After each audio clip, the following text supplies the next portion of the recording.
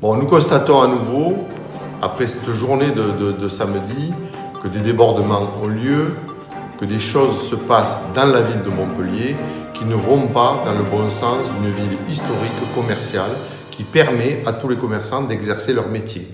Après ma visite ce samedi de certains commerçants, on voit l'exaspération, on voit le fait de vouloir délaisser complètement le centre-ville. Nous ne pouvons pas rester comme cela. Il faut impérativement qu'on ait des réunions avec monsieur le maire, avec monsieur le préfet, pour interdire les manifestations dans le centre-ville historique de Montpellier. Peut-être qu'elles se feront quand même, mais au moins de notre côté, nous aurons pris la mesure et le poids de ce qui se passe aujourd'hui dans Montpellier, qui ne peut pas perdurer pour la totalité du commerce et pour que l'on puisse continuer à commercer dans cette ville de façon sécuritaire, de façon agréable, comme cela a toujours été le cas. Donc je dis aujourd'hui, trouvons la parade pour pouvoir répondre à la totalité des commerçants qui ont besoin de ce réconfort, qui ont besoin d'être appuyés, qui ont besoin aujourd'hui de la totalité des autorités pour en finir définitivement avec ce style de manifestation, de regroupement qui ne font que casser, qui ne font que matraquer. Et aujourd'hui, il n'y a plus de personnes qui veulent venir dans la ville parce qu'ils ont peur de venir dans la ville le samedi. Heureusement, les autres jours, tout se passe bien. Mais il faut que l'on trouve une solution définitive pour le samedi. Là, je vous assure que le samedi, on commence à ouvrir et on écoute qu'est-ce qui va se passer. Dès qu'il y a un mouvement de ceci, de cela, on est en train de flipper comme des fous. On ne peut pas travailler normalement. C'est honteux. Mon banquier m'a dit, monsieur Hillier, surtout, si vous avez besoin. J'ai dit, vous savez ce que j'ai besoin, c'est de bosser. Voilà. Ce que je veux, c'est qu'on me laisse travailler. C'est pas qu'on me prête de l'argent, que de toute façon, il va falloir que je rembourse. Continuer comme ça. Voilà. Donc, mais ça, je suis bien de votre avis. Vous devez être protégé, vous devez pouvoir faire votre commerce. Il y a un moment, nous, on a les remontées d'informations des gens qui disent « Je connaissais Montpellier il y a 20 ans, aujourd'hui, franchement, je ne reconnais pas. » Écoutez, pas plus tard qu'hier, j'ai eu un monsieur, un Parisien, qui voulait acheter un appartement.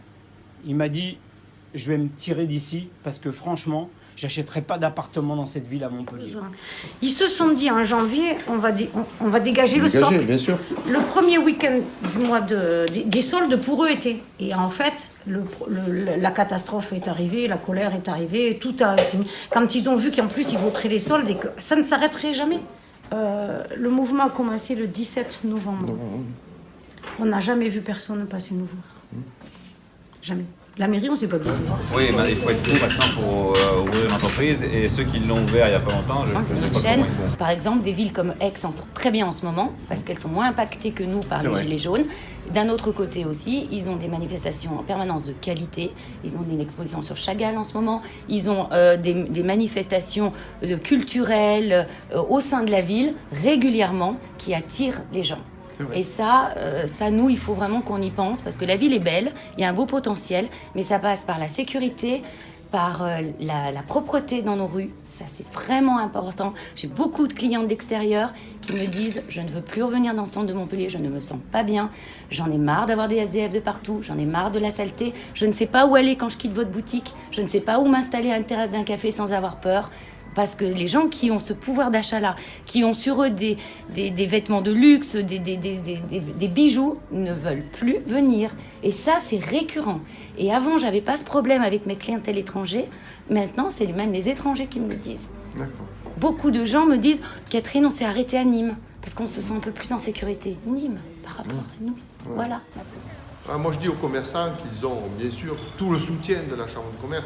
Nous faisons ce que nous pouvons. C'est-à-dire nous informons quand il faut enlever les terrasses, quand il faut faire, quand il faut ouvrir, quand il faut fermer, quand on voit que les manifestants se déplacent d'un côté à l'autre. Nous faisons ce que nous pouvons, nous faisons ce que nous savons faire, nous, Chambre de commerce et d'industrie de l'Hérault, essayer d'informer, de soutenir la totalité des commerçants ici sur la ville de Montpellier.